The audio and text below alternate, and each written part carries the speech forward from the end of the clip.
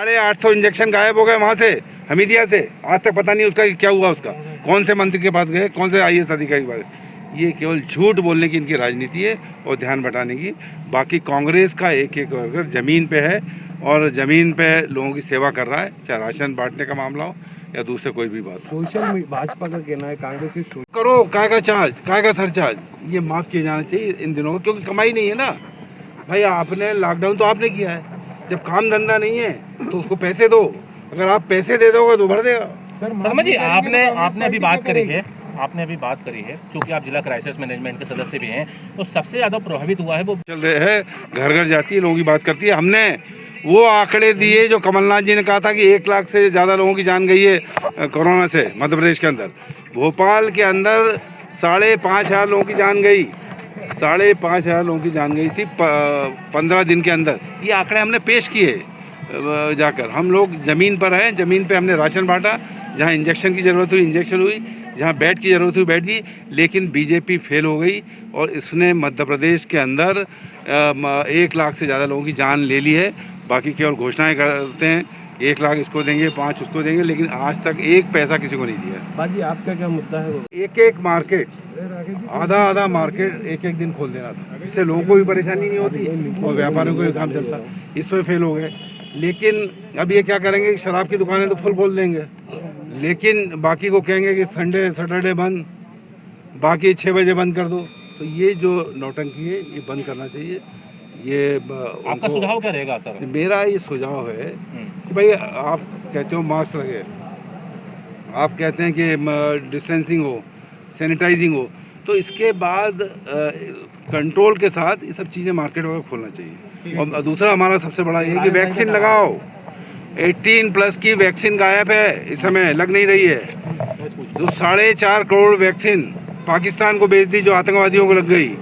अब जहाँ से भी उपलब्ध कराओ वैक्सीन लाओ और युवाओं को सभी को वैक्सीन लगाओ, बगैर उसके कुछ गुजारा होने वाला नहीं। भोपाल सांसद ने प्रज्ञा ठाकुर जी सांसद जी हों, चाहे उषा ठाकुर जी हों, कभी कोई यज्ञ का कहता है, कोई गौमूत्र का कहता है, ये कहता है कि वैक्सीन मत लगाओ बाबा रामदेव। इनकी योजना है कि हिंदुस्तान के लोग ग्रामीण में जो विश्वास करते हैं इन सब चीज़ों पे, हमारी ये संस्कृति है उस पर विश्वास करते हैं, इनके बहकावे में आके वो लगाए नहीं और लोगों की जान चली जाए। लगता है ऐसा कुछ उद्देश्य है इनका। एक अभियान चला रखा है, वो कह रहा है कांग्रेस तो जमीनी स्तर पे कहीं दिखाई नहीं दे रही है। कोरोना मरीजों को उन्होंने क्या करा, केवल राजनीति करी है उन्होंने। कहाँ दिखी? आप लोग भी घूम रहे हो, हम तो पहले दिन से 24 घंटे घूम रहे हैं। हमें तो कोई मंडल का कमंडल का कोई आदमी कहीं दिखाई नहीं। और कहीं टोपी, काली टोपी वाले कुछ ज़रूर दिखे। वो जब सब ख़त्म हो गया और वैक्सीन लग रहे थे तो वैक्सीन सेंटर पे 1-2 जगह दिखे। अरे हम तो वहाँ शमशान घाटों में हमारे लोग हैं, रमेश साबानी, सुरेश भागचंदानी, ये भदभदा के अंदर जब 100 लोगों की जान गई और वहाँ पे कोविड उसमें दाह संस्कार की वो थे।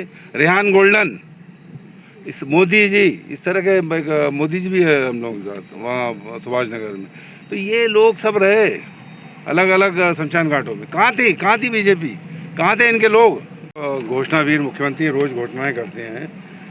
ये मैंने एक पत्र लिखा है उनको, पत्र के माध्यम से मैं कहना चाहता हूँ कि बेरोजगार युवक युवती, कामकाजी महिलाएं, देहड़ी ठेला फुटपाथ वाले व्यवसायी, दिव्यांग युवक युवतियों को 10-10 हज़ार रुपये दिए जाएँ। 2 महीने हो गए और अभी भी खुलने का पूरा वो नहीं है, पार्शल खुलेगा जैसा समाचार पत्रों में शासन बता रहा है। दूसरा, अस्पताल के में कोरोना से डेथ होती है, डेथ होने वाले का पूरा पैसा बिल चाहिए उनको, बॉडी देते नहीं है। अरे भाई जब जानी चली गई तो काय का पैसा, उसको बॉडी दिया जाना चाहिए, आदेश सरकार जारी करे। उसके अलावा आयुष्मान कार्ड से जिसने इलाज कराया है उनसे जो फीस और पैसे ले लिए हैं वो पैसे वापस होना चाहिए जो आयुष्मान कार्ड से लिए। दूसरा, ये साहित्यकार, कवि, इतिहासकार, शायर, गज़ल गायक, ये जितने कलाकार हैं जो बैठे हुए हैं घरों पे 1-1.25 साल से, कोई कार्यक्रम होते नहीं है, ना आने होने की समा, इनको एक अनुग्रह राशि सरकार दे 2-2 लाख रुपए, ये मैंने मांग की है।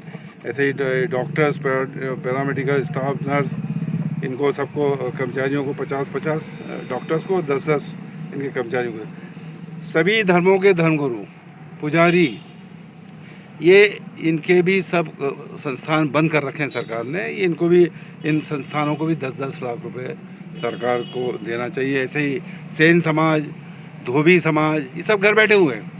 वो लोग जो काम करते हैं टेंट हाउसेज में, जो काम करते हैं अलग अलग जो कुकिंग का काम करते हैं, ये सब बंद पड़ा हुआ है। इन सबको दिए जाए।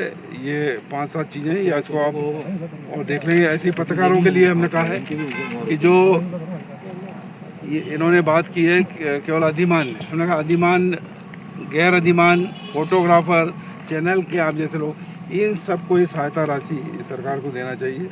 ये हमारी मांग है। और दूसरे टैक्सेस, प्रॉपर्टी टैक्स, बिजली का बिल, पानी का बिल, ये 2 महीने में जो आया है, इस सब पे रोक लगे, ये नहीं लिए जाए। इस तरह का ये 19 सूत्री पूरा एक चिट्ठी है। मुझे उम्मीद है कि मुख्यमंत्री, घोषणावीर मुख्यमंत्री इस पर घोषणा नहीं करेंगे, इसको अमल में लेके आएंगे। ये मेरा निवेदन है। नगर निगम ने तो पानी के बिल पे शर्मा जी कह रहे हैं कि कमलनाथ जी ने क्या काम करे प्रदेश में।